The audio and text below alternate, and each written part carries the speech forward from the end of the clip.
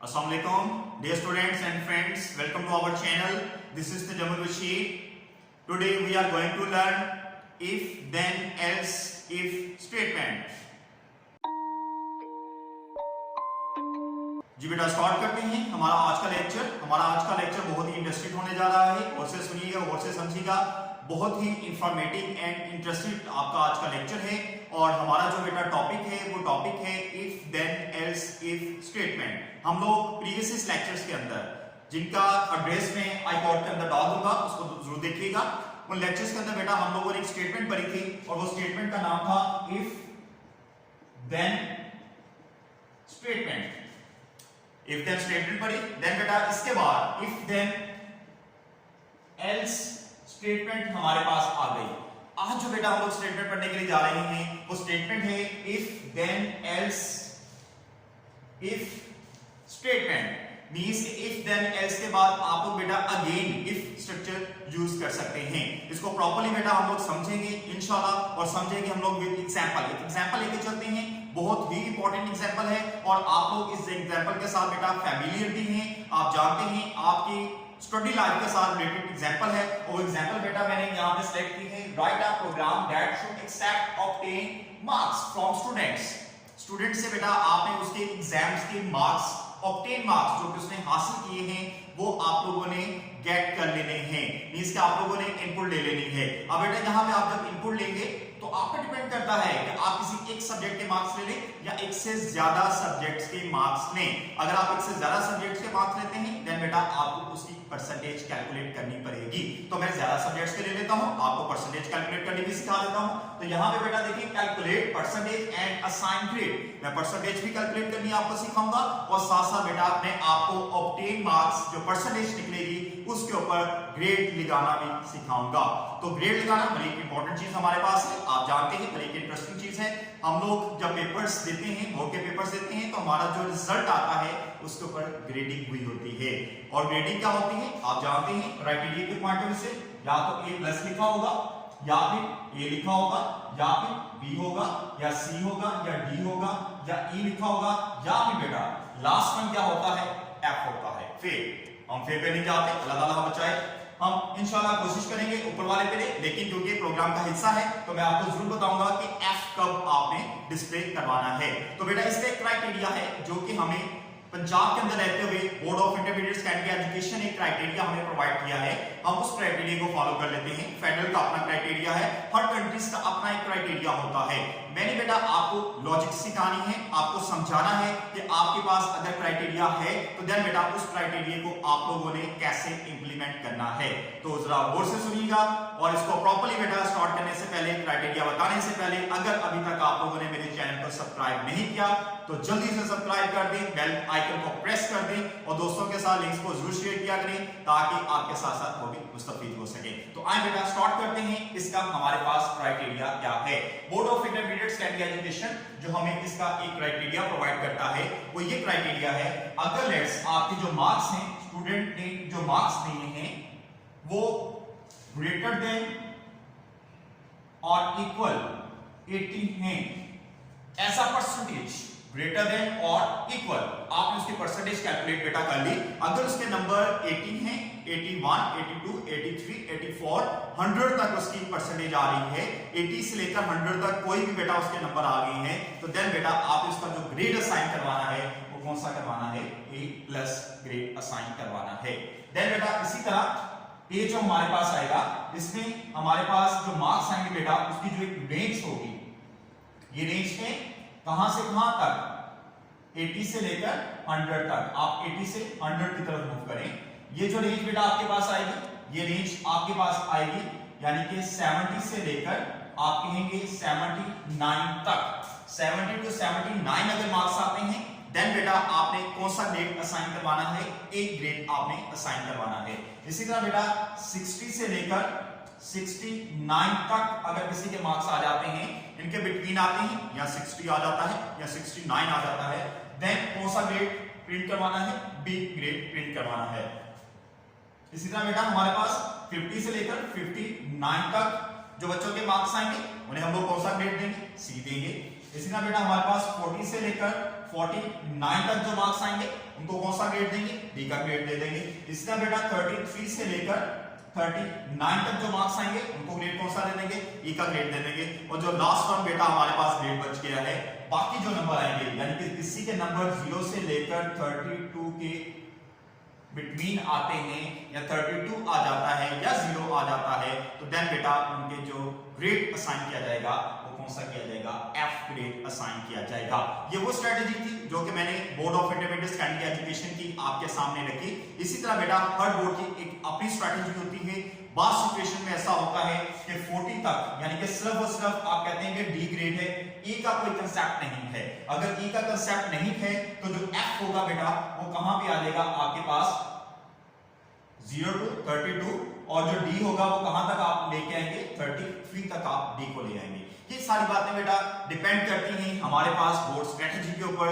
जब कभी भी हम लोग बोर्ड के एग्जाम देने के लिए जाएं, उनका एक प्रॉपर स्ट्रेटेजी प्लान होता है, उसको हमें फॉलो करना पड़ता है, उसके मुताबिक ही हमें मार्क्स मिलते हैं। तो ये बेटा था हमारे पास एक स्ट्रेटेजी। तो इस स्ट्रेटेजी को फॉलो करते हुए हम लोग प्रोग्राम की तरफ मूव करते हैं। तो सबसे पहले बेटा हमारे पास जो प्रोग्राम है, हम लोगों ने क्या करना है, यूजर से मार्क्स लेने हैं। हम ट्राई कर लेते हैं कि यूजर से हम लोग मार्क्स लें। 4 सब्जेक्ट्स के मैं मार्क्स एग्जांपल के तौर पर ले लेता हूं ताकि बेटा मैं आपको परसेंटेज भी बता सकूं कि आपने परसेंटेज कैसे निकालनी है। तो आइए सबसे पहले 4 सब्जेक्ट के मार्क्स ले लेते हैं। देखिए प्रोग्राम स्टार्ट करते हैं। हमारे पास प्रोग्राम जी बेटा प्रोग्राम है लाइन नंबर 10। ये मैं लाइन नंबर 10 बेटा जो लिखता हूं आपको पता है कि जीडब्ल्यू बेसिक के पॉइंट ऑफ व्यू से लिखता हूं। अदरवाइज मेरी जो लॉजिक्स होती हैं वो चाहे आप लोग सी लैंग्वेज के ऊपर इंप्लीमेंट कर लें, चाहे आप विजुअल लैंग्वेज के ऊपर इंप्लीमेंट कर लें, एज यू लाइक। दुनिया के अंदर जितनी भी लैंग्वेजेस पढ़ी हुई हैं उन तमाम लैंग्वेजेस के ऊपर टेक्निक्स बेटा मेरी इंप्लीमेंट इंशाल्लाह होंगी। तो आइए हम लोग स्टार्ट करते हैं। लाइन नंबर 10 के ऊपर हमारे पास जो इंफ्रास्ट्रक्चर हम लोगों ने जीडब्ल्यू बेसिक को फॉलो कर रखा है। लाइन नंबर 10 के ऊपर सबसे पहले आप लोगों ने इनपुट्स लेनी है, और इनपुट बेटा मैंने क्या आपको कहा, आप 4 सब्जेक्ट्स की इनपुट ले लें। तो आइए 4 सब्जेक्ट्स की इनपुट ले लेते हैं। एज यू लाइक 4 अलग-अलग स्टेटमेंट्स इस्तेमाल कर लें या एक ही स्टेटमेंट इस्तेमाल कर लें। तो मैं आपकी आसानी के लिए 4 अलग-अलग स्टेटमेंट्स का इस्तेमाल कर लेता हूं। लाइन नंबर 1 पे बेटा मैंने इनपुट ली, इनपुट एंटर, और सब्जेक्ट लिख देता हूं मैथ्स मार्क्स। ले जी बेटा मैथ के जो मार्क्स होंगे वो मैंने एक वेरिएबल लिया m के नाम से और उसके अंदर स्टोर करवा दिए। फिर लाइन नंबर 20 के ऊपर बेटा मैं आता हूं, अगेन यूज करता हूं इनपुट स्टेटमेंट और लिख देता हूं एंटर इंग्लिश मार्क्स, और बेटा इसको भी मैं क्या करता हूं ई के अंदर स्टोर करवा देता हूं। देन बेटा लाइन नंबर 30 के ऊपर मैं आता हूं और इनपुट स्टेटमेंट और एंटर करवा देता हूं एंटर उर्दू मार्क्स, और इसको बेटा मैं यू के अंदर स्टोर करवा देता हूं। लाइन नंबर 40 के ऊपर आता हूं, इनपुट एंटर, ले जी एक और ले लेते हैं, कंप्यूटर पढ़ रहे हैं चलिए कंप्यूटर के ले लेते हैं, कंप्यूटर मार्क्स, और इसको बेटा मैं सी के अंदर स्टोर करवा देता हूं। ले जी आपके सामने मैंने 4 स्टेटमेंट्स इस्तेमाल की और 4 स्टेटमेंट्स के पॉइंट ऑफ व्यू से मैंने 4 वेरिएबल लेकर उनके अंदर कीमतों को स्टोर करवा दिया। ठीक हो गया जी। अब नेक्स्ट आगे की तरफ मूव करते हैं। नेक्स्ट मूव करने के लिए हमने सबसे पहले बेटा क्या चीज कैलकुलेट करनी है, परसेंटेज कैलकुलेट करनी है। और परसेंटेज आप जानते हैं, परसेंटेज के लिए आपको इन चारों को जमा करना पड़ेगा और जमा करके परसेंटेज का फार्मूला इंप्लीमेंट करना पड़ेगा। तो आइए करते हैं। सबसे पहले बेटा हम लोग टोटल का लेते हैं। लाइन नंबर 50 के ऊपर आके एक वेरिएबल ले लेता हूं TOT के नाम से, या पूरा लिख लें टोटल लिख लें, TOTAL टोटल अंडरस्कोर मार्क्स के नाम से चले मैं ले लेता हूं। और क्या करता हूं इन 4 को प्लस कर देता हूं, M plus E plus U plus C। इन चारों की बेटा जो वैल्यूज होगी उन्हें जमा किया जाएगा और किसके अंदर आके स्टोर हो जाएगा, टोटल मार्क्स के अंदर आके स्टोर हो जाएगा। देन बेटा लाइन नंबर 60 के ऊपर आके मैं परसेंटेज कर देता हूं PER के नाम से मैं एक वेरिएबल ले लेता हूं, पर के नाम से एक वेरिएबल ले लिया और इसके अंदर बेटा इसकी परसेंटेज को स्टोर करवा देता हूं। और परसेंटेज का फार्मूला क्या होता है, obtain by total multiply by 100। तो ऑब्टेन बेटा क्या निकला हमारे पास, ये ऑब्टेन मार्क्स कितने हैं, ऑब्टेन टोटल मार्क्स कितने आए हैं, इसका वेरिएबल नेम लिख दें टोटल मार्क्स जो बच्चे ने ऑब्टेन किए हैं, देन बेटा डिवाइडेड बाय टोटल मार्क्स, जो टोटल मार्क्स थे वो टोटल मार्क्स कितने थे, 4 सब्जेक्ट थे। फॉर एग्जांपल हर सब्जेक्ट के टोटल मार्क्स 100 हैं, 100 में से इसने लिए, ये भी 100 में से ले रहा है, ये भी 100 में से ले रहा है, ये भी 100 में से ले रहा है। आपकी मर्जी, किसी को 75 कह दे, किसी को 50 कह दे, जितने आपने रखने होंगे उतने आपने क्या करना है, जमा कर देना है। मैंने सबको 100 ले लिया, तो देन बेटा मैं किस पे डिवाइड करूंगा, 400 पे डिवाइड कर दूंगा। परसेंटेज के पॉइंट ऑफ व्यू से मल्टीप्लाई बाय क्या करना पड़ेगा, 100 के साथ मल्टीप्लाई करना पड़ेगा। जैसे इसको बेटा वो कैलकुलेट करेगा, जो आंसर आएगा वो किसके अंदर स्टोर हो जाएगा, PER के अंदर स्टोर हो जाएगा। मींस कि आपने क्या चीज कैलकुलेट कर ली है, परसेंटेज कैलकुलेट कर ली है। ठीक हो गया जी, परसेंटेज हम लोग कर चुके हैं। अब हम लोग आगे की तरफ बढ़ते हैं और नेक्स्ट हम लोगों ने क्या करना है, असाइन ग्रेड। इसको हम लोगों ने ग्रेड असाइन करना है। चलिए ग्रेड असाइन करते हैं, उसके लिए देखते हैं क्या करना है। लाइन नंबर 70 ले बेटा, हमारा आज का टॉपिक अब स्टार्ट होता है और टॉपिक वो क्या है, if then else if statement. वो क्यों है, आपने देखा हम लोगों ने इफ देन स्टेटमेंट इस्तेमाल की जब एक ऑप्शन थी, 2 आई, इफ देन एल्स का इस्तेमाल आ गया, आज 2 से ज्यादा हैं। मींस आप लोगों ने अपने माइंड में बेटा ये बात बैठा लेनी है। लेट्स अगर आपके पास मल्टी ऑप्शंस आ जाती हैं, और मल्टी हम किससे कहते हैं, मोर देन 2 को, 2 से ज्यादा।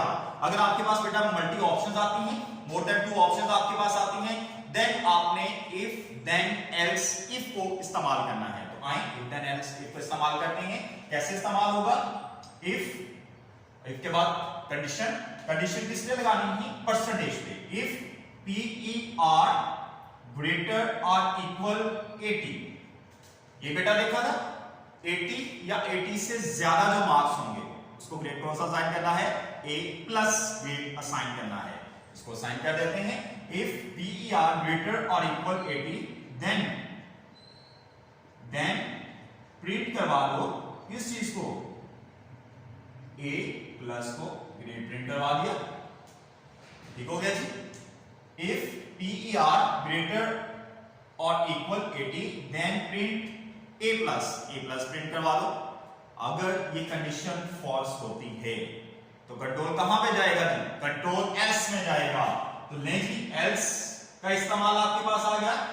एल्स के बाद अगेन आप लोगों ने इफ कंडीशन का इस्तेमाल करना है। अगेन इफ कंडीशन हम लोगों ने लगा दी, और इफ कंडीशन में क्या, नेक्स्ट लिखना चाहिए, नेक्स्ट लिखते जाएं, नीचे लिखना है, नीचे लिखते हैं, लाइन नंबर डालेंगे, क्योंकि बेटा ये एक ही लाइन आपके पास आ रही है, ये सारी की सारी क्या है, एक ही लाइन है।